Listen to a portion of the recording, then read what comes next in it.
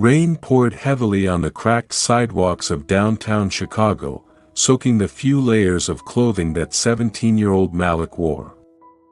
He sat huddled under the awning of an abandoned store, clutching a soggy notebook and a half-broken pen. This was home, at least for now. Ever since his mom passed away 2 years ago and his father disappeared into the shadows of addiction, Malik had been on his own, but he wasn't angry. Not anymore. What he felt most nights was empty. Every morning, he would walk across the city to the public library. It wasn't just a building to him, it was a temple. A place that smelled of old paper and quiet hope. The librarian, Mrs. Jenkins, had grown fond of him. "You again, Malik." She smiled as he entered one cold morning. "I live here more than I live out there," he replied with a soft chuckle. Mrs. Jenkins didn't pry. She just handed him a granola bar and pointed toward the computer lab. "Go do something great today." Malik didn't have money, connections, or even a working phone. But he had determination. He found a free online course on computer programming, and with each click, each line of code, a door creaked open in his mind. One night, after struggling with a Python assignment, he slammed his fist on the desk and whispered, "Maybe I'm just not meant for this." A homeless man nearby, whom Malik had seen often, looked over and said gently, "Don't you dare say that. You got more fight in you than most people who got everything." Malik wiped his eyes. "You think I can really do something? Be someone?" "Son," the man said, "you already are.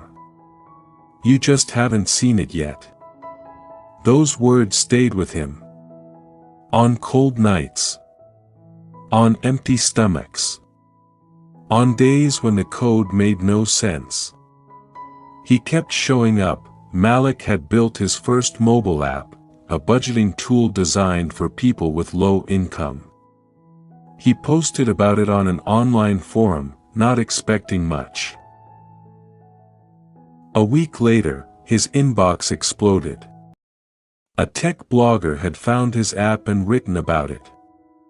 Soon, investors were reaching out. One email read, "Your story and product are remarkable.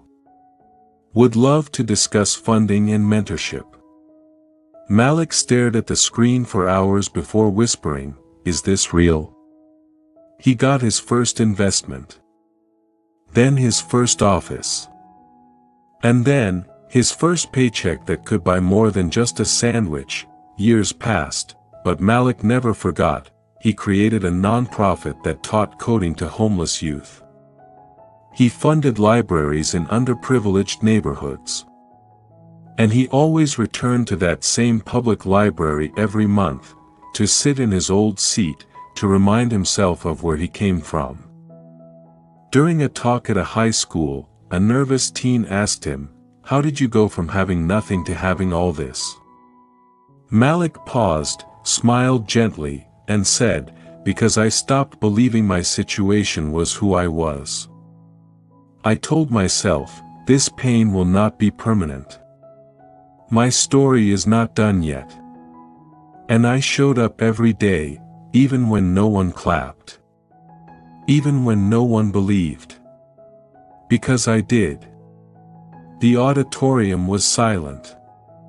A few eyes were wet. Malik looked around and added, "You're not your past. You're not your mistakes. You're not the labels they put on you. You're a story waiting to be told. So don't give up. Keep turning the page." Moral of the story, no matter how broken your present may seem, it doesn't define the greatness your future can hold. With determination, self-belief, and resilience, even the darkest circumstances can lead to the brightest destinies. Your struggle today can become the strength that inspires others tomorrow. Never give up on yourself, because your story isn't over yet.